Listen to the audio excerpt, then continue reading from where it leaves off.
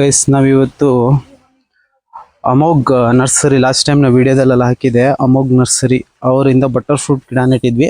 ಅವ್ರು ಹೇಳ್ದಂಗೆ ಸ್ವಲ್ಪ ಮೇಲ್ ಮಾಡಿ ಮಣ್ಣು ನೆಡಬೇಕು ಅಂತ ಹೇಳಿದ್ರು. ಸಾರತಿ ನೆಟ್ಟಿದ್ವಿ. ಇದೆಲ್ಲ ಕಸೆ ಗಿಡಗಳು ತುಂಬ ಚೆನ್ನಾಗಿ ಬರುತ್ತೆ. ಇಲ್ಲಿ ನೋಡಿ ಕಸೆ ಮಾಡಿದ್ದು ನಿಮಗೆ ಸಿಗುತ್ತೆ ಲಕ್ಷಣಗಳು. ಸೊ ಕಸೆ ಮಾಡಿ ಬಟರ್ ಫ್ರೂಟ್ ಗಿಡ ಸಾಕಷ್ಟು ರೀತಿಯ ಗಿಡಗಳೆಲ್ಲ ಇಲ್ಲಿ ಇದೆ. ಅದೇ ರೀತಿಯ ಲಿಚ್ಚಿ ಗಿಡ. ಆ್ಯಕ್ಚುಲಿ ಇದು ನಾವು ತುಂಬ ವರ್ಷಗಳಿಂದ ನೆಟ್ಟಿದ್ವಿ. ಬಟ್ ಅದನ್ನು ಇವತ್ತು ನಾವು ಮಣ್ಣಿಗೆ ಹಾಕಿದ್ವಿ. ಪಾಟಲ್ಲಿ ನೆಟ್ಟಿದ್ವಿ. ಅದೊಂದು ಗಿಡ. ಆಮೇಲೆ ಇಲ್ಲೊಂದು ನೆಟ್ಟಿದ್ವಿ. ಇದು ಸಹ ಇವತ್ತು ನೆಟ್ಟಿರೋದು. ಈ ಥರ ಮನೆಯಲ್ಲಿ ಕರ್ಬೇವಿನ ಸೊಪ್ಪಿದೆ. ಸೊ ಈ ಥರ ಮನೆಯಲ್ಲಿ ಎಲ್ಲ ರೀತಿ ಗಿಡಗಳು ನೆಡೋದ್ರಿಂದ ನಮಗೆ ಏನು ಬೇಕು ಎಲ್ಲ ರೀತಿಯ ಔಷಧಿ ಗಿಡಗಳು ಎಲ್ಲ ನಮಗೆ ಟೈಮಿಗೆ ಅಪ್ಡೇಟ್ ಇರುತ್ತೆ. ಸೊ ಇದೆಲ್ಲ ಕರ್ಬೇವಿನ ಗಿಡಗಳು. ಇದು ಆ್ಯಕ್ಚುಲಿ ಸಾಂಬಾರಿಗೆ ಹಾಕೋದು, ಒಂದು ಫ್ಲೇವರ್ ಬರುತ್ತೆ ಸಾಂಬಾರಿಗೆ ಹಾಕಿದರೆ. ಸೊ ಆ ಗಿಡ ಇದು. ಆಮೇಲೆ ನಮ್ಮ ಹತ್ರ ಹೂವಿನ ಗಿಡಗಳಿದೆ. ಆಮೇಲೆ ಸ್ವೀಟ್ ಅಮಟೆಕಾಯಿ ಗಿಡ ಇದೆ.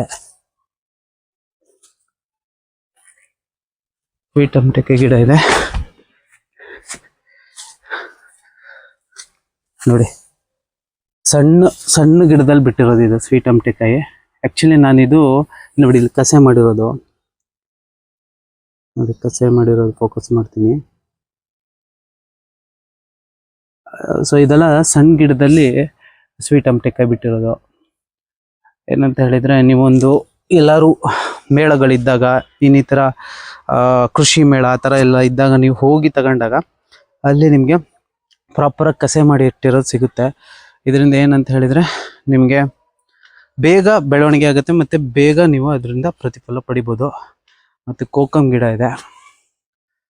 ಯೂಸಲಿ ನಮಗೆ ಯಾಕೆ ಈ ಗಿಡಗಳನ್ನೆಲ್ಲ ಬೆಳಿಬೇಕು ಅಥವಾ ಮಾಡಬೇಕು ಮನೆಯಲ್ಲಿ ಅಂತ ಹೇಳಿದರೆ, ನಮಗೆ ಬೇಕಾಗಿರೋ ಬೇಸಿಕ್ ನೀಡ್ಸು ಆ ಥರ ಸಣ್ಣ ಪುಟ್ಟ ಗಿಡಗಳಲ್ಲಿ ನಮ್ಮ ಜೊತೆಗಿರೋದ್ರಿಂದ ಔಷಧಿ ಆ ಥರ ಎಲ್ಲ ಮಾಡೋಕ್ಕೆ ತುಂಬ ಈಸಿ ಆಗುತ್ತೆ.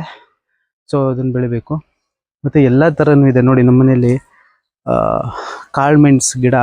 ಆ್ಯಕ್ಚುಲಿ ಇದು ನಾವು ಅಡಿಕೆ ಸಸಿಗೆ ಹಾಕಿದ್ವಿ. ಸೊ ಅಡಿಕೆ ಸಸಿಯಿಂದ ಅದು ಬಿದ್ದುಬಿಟ್ಟು ಈ ಥರ ಹರಡ್ಬಿಟ್ಟಿದೆ. ಇದನ್ನು ಒಳ್ಳೆ ರೀತಿ ಎತ್ತಿಡಬೇಕು. ಆಮೇಲೆ ಅದು ಆ್ಯಕ್ಚುಲಿ ನಮ್ಮ ಮನೇಲಿ ಅದು ಪಣಿಯೂರು ಅಂತ ಹೇಳ್ಬಿಟ್ಟು ಕಾಳುಮೆಣಸಿನ ಗಿಡ. ಸೊ ಅದು ಒಳ್ಳೆ ರೀತಿಯಲ್ಲಿ ಹಿಂಗೆ ಹಬ್ಬಿದೆ ನೋಡಿ ಇಷ್ಟು ಹೈಟಲ್ಲಿ. ಆ್ಯಕ್ಚುಲಿ ನಮಗೆ ಬರೀ ಒಂದು 2-3 ಗಿಡ ಇಂಥದ್ದು ಇರೋದು. ಹೆಚ್ಚು ಕಮ್ಮಿ 10 kg ಡ್ರೈ ಮಾಲ್ ತೊಗೊಳ್ತೀವಿ ಕಾಳುಮೆಣಸು. ಅದರಲ್ಲಿ ಬೋಳ್ಕಾಳು ಮತ್ತು ಕರೆಕಾಳು ಅಂತೇಳಿ ನಮ್ಮಮ್ಮ ಎಲ್ಲ ಮಾಡ್ತಾರೆ. ಸೊ ಈ ಥರ ಎಲ್ಲ ರೀತಿ ಗಿಡಗಳಿದೆ. ಅದು ಇದು ಅಂತೆಲ್ಲ. ಆ್ಯಕ್ಚುಲಿ ಕಾಫಿ ಗಿಡ ನೋಡಿ ಎಷ್ಟು ದೊಡ್ಡಕ್ಕಿದೆ. ಸೊ ಇದೊಂದು ತೆಂಗಿನ ಮರ. ಇದು ಆ್ಯಕ್ಚುಲಿ ನನಗೆ ಒಬ್ಬರು ಗಿಫ್ಟ್ ಕೊಟ್ಟಿರೋದು ಇದು. ಸೊ ಇದು ತುಂಬ ಬ್ಲೆಸ್ಸಿಂಗಾಗಿ ಬಂದಿರೋದು. ಅದರಿಂದ ಇದನ್ನು ತುಂಬ ಚೆನ್ನಾಗಿ ನೀಟಾಗಿ ಬೆಳೆಸ್ತಾ ಇದ್ದೀವಿ. ಅದ್ರ ಜೊತೆ ಬಟರ್ ಫ್ರೂಟ್ ಬೀಜಗಳೆಲ್ಲ ಹಾಕಿದ್ದೀವಿ. ಸೊ ಏನಂದರೆ, ನಾವಿನ್ನು ಸದ್ಯದಲ್ಲಿ ಈ ಒಂದು ಜಂಕ್ಷನಲ್ಲಿ ಕೆಲವೊಂದು ಪ್ರಾಣಿಗಳನ್ನು ಸಾಕೋಕ್ಕೆ ಬೋನ್ಗಳನ್ನು ಮಾಡಿಸ್ತಾ ಇದ್ದೀವಿ. ಸೊ ಏನಂದರೆ, ಮನೆ ಅಂದರೆ ಎಲ್ಲದೂ ಇರಬೇಕು ಅಂತ ಹೇಳ್ಬಿಟ್ಟು. ಸೊ ನೋಡೋಣ ಮುಂದಿನ ದಿನಗಳಲ್ಲಿ ಹೇಗೆ ಅದೆಲ್ಲ ಬರುತ್ತೆ ಅಂತ ಹೇಳ್ಬಿಟ್ಟು. ಇದು ನೋಡಿ ಕೋಕಮ್ ಗಿಡ. ಸೊ ನಮಗೆ ಏನು ಅಂತ ಹೇಳಿದರೆ, ಎಲ್ಲ ಮನೇಲಿ ಸುತ್ತಮುತ್ತ ಇದ್ದರೆ ಎಲ್ಲ ಗಿಡಗಳಿರಬೇಕು. ನಂಗೆ ಈ ಸಲ ಫ್ರೂಟ್ಸ್ ಗಿಡಗಳು ನೆಡಬೇಕು ಅನ್ನೋದು ಆಸಕ್ತಿ ಬಂದಿರೋ ಕಾರಣನೇ ಒಂದು ಹಲಸಿನ ಮೇಳ.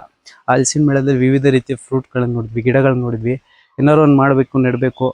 ಸೊ ಎಲ್ಲ ನಮ್ಮ ಮನೇಲಿ ಹಲಸಿನ ಮರ ಇದೆ. ಆ್ಯಕ್ಚುಲಿ ಮಾವಿನ ಮರನೂ ನೋಡಿ ಎಷ್ಟು ದೊಡ್ಡಕ್ಕಿದೆ.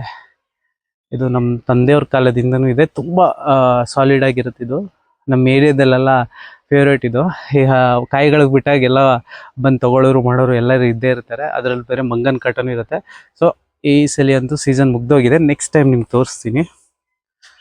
ಸೊ ಹೀಗೆ. ಸೊ ನನಗೆ ಗಿಡ ನೆಡೋದು ನಮ್ಮಮ್ಮಂಗೆ ಏನಂದರೆ ಹೇಳಿದ್ರೆ, ನಾನು ಇಟ್ಟರೆ ಏನೋ ಒಂಥರ ಸ್ಪೆಷಲಾಗಿ ಬೇಗ ಬೆಳೆಯುತ್ತೆ ಅನ್ನೋದೊಂದು. ಸೊ ಇಲ್ಲಿ ಬಟರ್ ಫ್ರೂಟ್ ನೆಟ್ಟಿದ್ದೀವಿ. ಇನ್ನು ಸ್ವಲ್ಪ ಎಲ್ಲ ಕ್ಲೀನಿಂಗ್ ಮಾಡಿಸ್ಬೇಕು. ಆ್ಯಕ್ಚುಲಿ ಕ್ಲೀನಿಂಗ್ ಮಾಡಿಸಿದ್ದು ಸಾಗರದಲ್ಲಿ ಒಂದು ಸಣ್ಣ ಮಳೆ ಬಂದ ಕೂಡಲೇ ಹಿಂಗೆಲ್ಲ ಆಗಿದೆ. ಸೊ ಕ್ಲೀನಿಂಗ್ ಮಾಡಿ ಎಲ್ಲ ಮಾಡ್ತೀವಿ.